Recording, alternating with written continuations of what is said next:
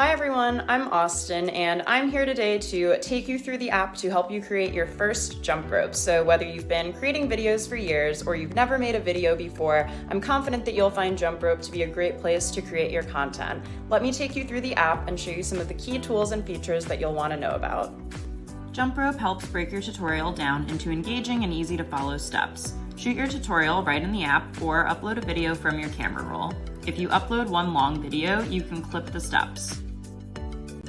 Take advantage of tools like speed, filters, and voiceover to make your video feel really engaging for your audience. My favorite is advanced speed, where you can change the speed of the video throughout. List the products that you use in your tutorial and where you can buy them. If you have any affiliate links or codes, feel free to include those.